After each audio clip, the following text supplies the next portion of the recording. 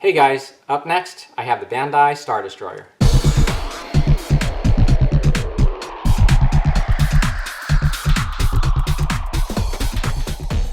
Well, hey everyone, and welcome back. A couple things before we get started I want to make mention of. One is a reminder about WantaFest. That again is that online contest that's taking place at the end of the month, and it is to support the good people who bring us Wonderfest every year. The link is below, and the registration for the model contest is now open, so I hope to see you guys participate in that. Secondly, I want to make mention of a gentleman named John Dennett, who I came across just by chance through Kenny Conklin, who runs HobbyLink International, and he was posting some pictures of some beautiful sculpts of some characters from Scrooge, and I was wondering where he got those from, and he directed me to John's Facebook page, and when you go there you will see all kinds of sculpts that are really nice looking. The likenesses are just incredible. He is a professional sculptor who's been in the business since the early 80s. In fact, one of his early sculpts, which is a Demogorgon for Dungeons and Dragons, was actually seen in an episode of Stranger Things recently, and so he continues to work as a sculptor in the gift, toy, collectible, and garage kit industry, and through his company Moon Devil Studio, he's able to sculpt and sell some of the subjects that he's always wanted to work on his entire career. So check him out, the link is below. Alright, let's go ahead and get started. Well, hey everyone, and welcome back to another Interstellar Modeler. Well, I'm ready to get started here with the Bandai 1/5000 scale Star Destroyer. And before I get rolling here, I wanted to draw your attention to a couple of videos that I found helpful. The channels are Model Chili Scale Models, and the other is Eagle Sci-Fi Modeler. I found both those guys did some great jobs with their Star Destroyers, so check out their videos. I think you'll find them helpful as well. Now, my build is actually a combination of things I learned from both those guys. In particular, Model Chili did a paneling technique which I'd like to replicate on my model here. However, I'm going to be using some different colors. And with Eagle Sci-Fi Modeler, what he ended up doing was not using the lighting kit to light up his model, but rather some pre-wired LEDs. I'm gonna follow his lead on that, and there's a reason for that. I'll go into that in more detail in just a bit here. So let's go ahead and open up the box and get started. Now, the one thing that you'll find a little deceiving is the size of the box. By the size of it, you'd think that the model would be huge, and it's not. At 1/5000 scale, that's not going to be a really large model for a ship this size, but it does have all the detailing that we've come to expect with Bandai models. If you look at the panel lines here on the surface, they're all nice and crisp and deep enough if you decided to add a wash that they should take up the wash pretty well. The accuracy, I'm sure, is pretty good here. As I look at all the detailing here, I was looking at some reference pictures online, and it looks really good. You can see again the panel lines are nice and deep here. Detailing around all these sections like the bay area all looks pretty accurate to me. Now, when I first saw that this kit was to be lit, I was afraid that this was going to be done with fiber optics, and I'm happy to say that is not the case. What we have here are these plastic pieces, which I won't be taking out of the bag, but these are inserts that will fit into the interior of the hull, and at the end of each of these pieces is an area to mount your LED light. These are 3mm LEDs, and the lights will simply just be directing illumination through these pieces and into the windows. Now, as you can see here, this again is a 1/5000 scale model, so the windows are really small, but I've seen pictures of this and other builds of this model, and it is enough to light up all of these windows, believe it or not. The model comes with a total of 8 bags inside the box. This is now the rear or aft section of the ship, along with some of the middle section here. Again, looking at the detailing, it looks great. Okay, one other thing I wanted to show you that differentiates the limited edition from the standard. Not only is the lighting kit included, but these clear parts are as well. These are meant to replace the plastic parts. They come with the preformed holes just like the others do. I'm not sure exactly how much more different the detailing is with this, but when you read through this additional instruction book, it tells you that when you're done, you're supposed to get a model that more resembles the studio miniature. You can see here they show you how to use fiber optics, which would be quite the task, just looking at this section here.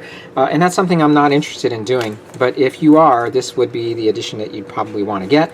Otherwise, in my opinion, I think we'll be just fine with the standard edition.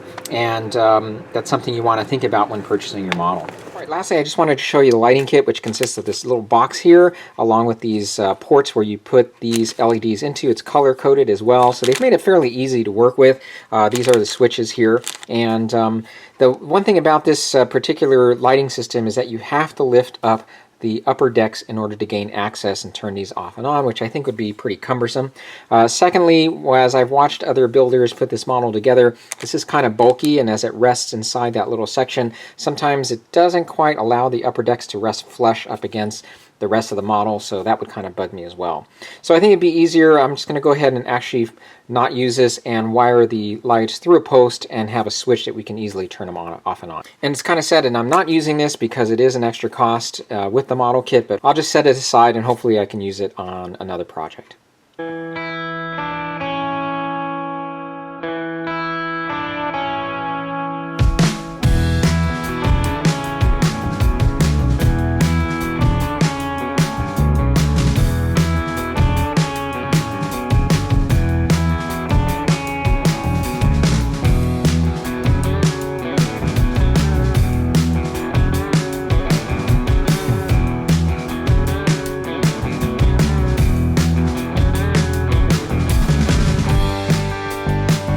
Now, when you're building Bandai models, you might not have to do this very often, but occasionally you might find yourself having to step back and take a piece back off for one reason or another. And if that is the case, this tool is something you'd find helpful. It has a little piece at the end here that is tapered to fit in between pieces so that you can pry them apart.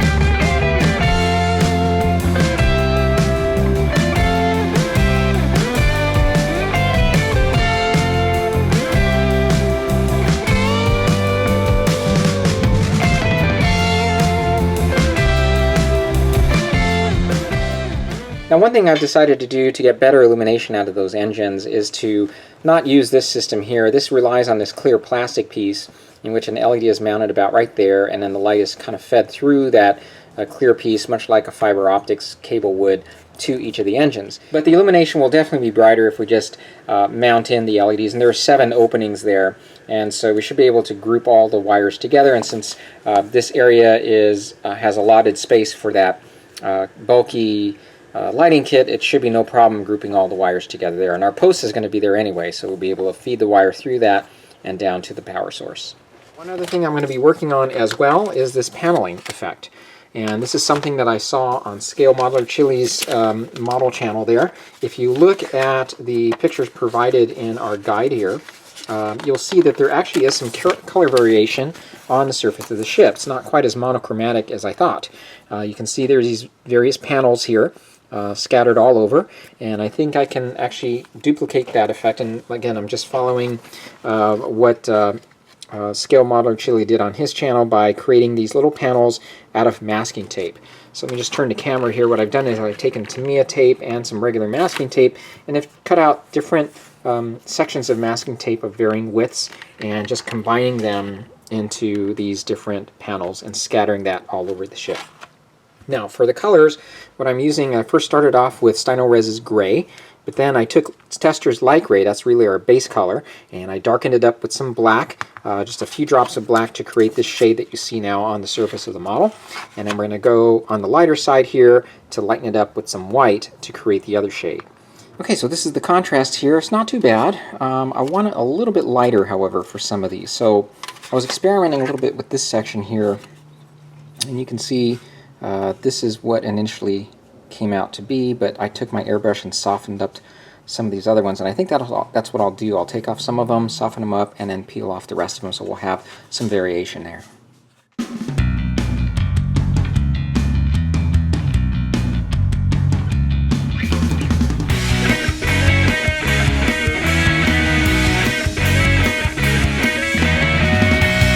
Okay, so this is how everything turned out, and comparing them to the pictures we were provided in the guide there, I'm very pleased with the results.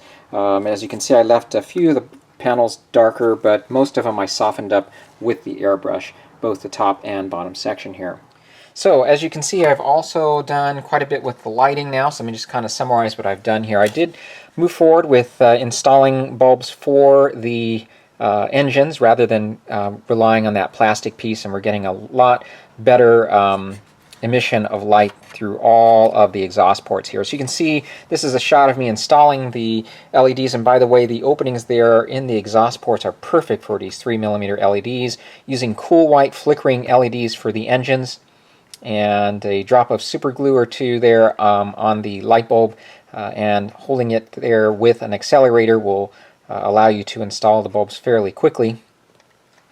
And I've got the leads now grouped into two groups from right and left here. That way I'm not bunching them all together, and I've got some extension wire hooked to each group, and this is what will eventually connect to the wires that will feed through our post. I've got the front LEDs in place here as well, and they're wired together, and the post is also been glued into place. This has been attached with JB Weld 2-part epoxy, and I just let that sit overnight, and it's nice and secure. It's a brass tube that's painted with Tamiya's metallic black. Okay, so now looking at the top section here in more detail, I've got the bulbs feeding through the different areas here. Now, since I'm not using the lighting kit and I'm relying on these types of LEDs, they are all pre-wired with a resistor, making the end area here quite thick, so you're not going to be able to mount them in those posts easily. So I just did away with these mounting posts here, and then just drilled some holes to accommodate the LED, bent them and angled them so that they'll be emitting the light in the proper direction. And for this one here, I did away with some of the molding there so that I can fit that piece in there properly. And this feeds into now the upper decks. In fact, this feeds right through to this hole here as you place this on, and that'll light the bridge area. One of the things I realize as I'm taking this on and off, it's not that easy. I mean, it's made to do that, but it's not the easiest thing to be getting to be able to pull on and off here. And so being able to just hook it and secure it in place, not have to worry about lifting that on and off is pretty nice. For the most part, it fits fairly tight. I checked for light leaks. You can see a shot here of me holding up this top section against the backlight, and you can see there are quite a few light leaks up there. And so what I did was I just took plastic putty and tried to seal up any place I could see light shining through. I'd recommend gluing this piece onto here because it's kind of a loose fit right here. At least there was a gap. So I just used super glue to do that and filled in the rest with plastic putty. So I've got most of the light leaks covered. There are still some along this edge right here, which I think I won't be able to completely address until this is glued into place. Finally, this is the stand now, and this is the same piece I used for the Marauder, the Buck Rogers Marauder, and this is just really a little cup that you purchase for putting in your desk to hold little knickknacks. When you turn it over, it's nice and flat on this side. There's some molding here that works really well with all this added detail. So I just took some odds and ends, and much as I did with the Marauder, I ended up gluing those into place. So I'm ready now to put some holes for switches. I'm going to actually use two batteries, one for the engines and one for the lights. I think that'd be a good idea. So to wash or not to wash? That was definitely a question with this model. The model has a tremendous amount of detailing, as you can see. The paneling and everything is just great. However, we all know that in the movie, you really didn't see a lot of those details. And so I think a wash that is too dark is way overbearing for a ship like this, at least for my taste anyway. So if I was going to do a wash, I wanted to try to do it as light as possible. Now, on Model Chili scale models, he did, and I think quite successfully, a partial wash in which he just selectively chose areas to apply a wash. I tried that prior to what I'm doing here now, and I don't know, I just didn't think it was turning out right for me. So what I'm trying to do now is just to apply a light wash, and I am using this Vallejo wash that's gray versus a black wash, and I've added a little water to it to lighten it up a bit, and I think that's going to achieve the effect that we're after. So I'm going to do it by sections. I already did the cone here, the front nose anyway, of each ship, and so let's go ahead and use some Vallejo thinner to clean this off, and we'll see how it turns out. So I'm going to put a little thinner into this little bowl and dab this on my towel, and let's go ahead and wipe some of this off and see what happens. Yeah, so I think that's the answer for me here. It's looking pretty good. It doesn't look too overdone. And I'm just going to keep working at it here and try and, in between the panels here, make it as clean as I can. And that way what we're doing is definitely bringing out these details without being too dark.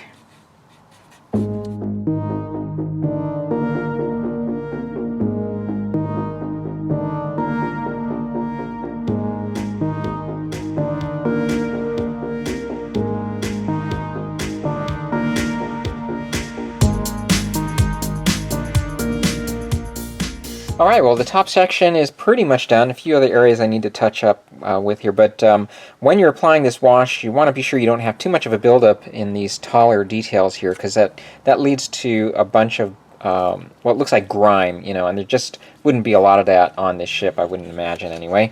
So just make sure that you're using your towel to wipe most of it off, and I think this color works really well for this. It just doesn't look too strong, which is what I was afraid of. Alright, so here's the stand now painted. I just painted it first with black and then finished the top off with Vallejo's light gray, feathering the edges. Alright, I'm going to give you a quick peek here at the interior of the stand just to show you how I have everything powered up. I like to have my models self-contained for a couple of reasons. One, I don't light up the model for a lot of time when it's on my display shelf. And secondly, when it's self-contained this way, it's easy to move the model around if I wanted to display it in a different part of my room. I don't have to worry about having to plug it in. The limitation to this, obviously, though, is battery life. So when you're at a show and you want to keep the lights on, you're limited to what that battery is going to give you, and I figured by splitting them up this way I'd have a little bit longer life when displaying at a show. So we've got one battery for the engines and one for the window lights. Alright, so I'm going to go ahead and finish up here by soldering everything together. This is very simple, just hooking up the switches now, and then we'll be all set. Okay, this is the final step now, and that's to work at the small little blockade runner that the model came with. It's just two pieces. This back piece fit onto the front. And we've got a small Millennium Falcon. This is the mounting post that's supposed to go onto the stand, so I've created this tiny little piece here that this will fit into and will mount into our display base. I'll show you how that will work here at the final reveal. But the plan is to go ahead and paint these with black first and then with some light gray. Alright, well the blockade runner and the Falcon are all set. It's time to show you the completed project. Okay, so here we now have the completed Bandai 5000 Star Destroyer. The model measures 12 inches long, 7 inches wide, and a little over 4 inches high. So overall, I'm very pleased with the end results. The model is nicely detailed, and this has been my experience with all of the Bandai kits from the Star Wars line. I have to admit, however, that I was skeptical about the lighting and that it would fall short of lighting all of the windows, but it works very well. As you watch the model turn here, one could argue that an advantage of using fiber optics is that you wouldn't see the light shimmer through the small openings like you're seeing here, but for me that's not a big deal. Now bear in mind I am showing you this model in a darker setting, And because of this, the light leaks are definitely going to be obvious. There are light leaks all around the upper decks here, and I tried my best to address a lot of these. Unfortunately, the way the upper decks fit into place, as well as just the contour that surrounds some of the corners here where the light leaks are obvious, it is a bit difficult to completely address them.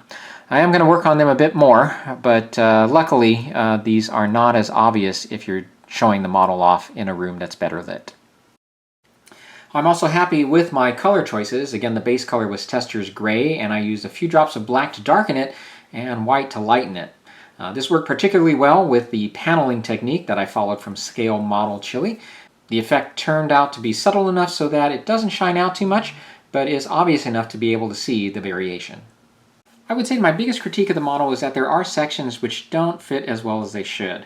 Even without the lighting kit, the upper deck assembly still does not fit as flush as I would like it to, and I think this is because of that white piece that sits just underneath it. You might want to see if you can light the model without it, because I really do feel that interferes with how it sits in place.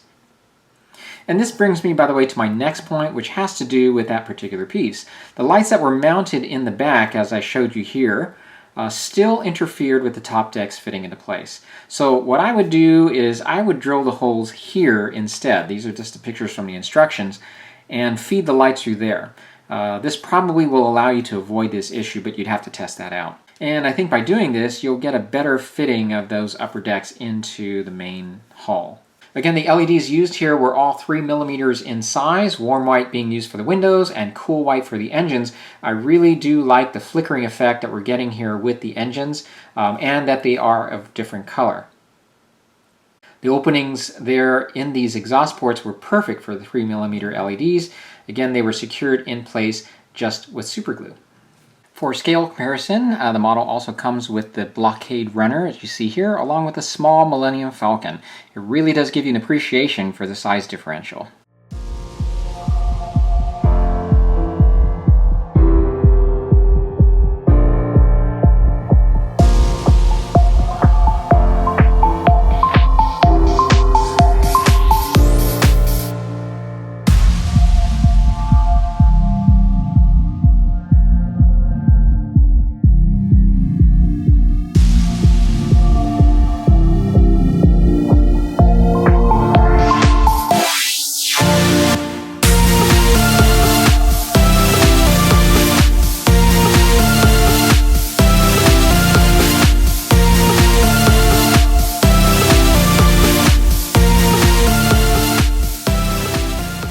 And finally, I think the stand turned out well. I added a 3D printed Star Wars plaque that my friend Mark Fraley designed, and then I printed with my Elegoo Mars.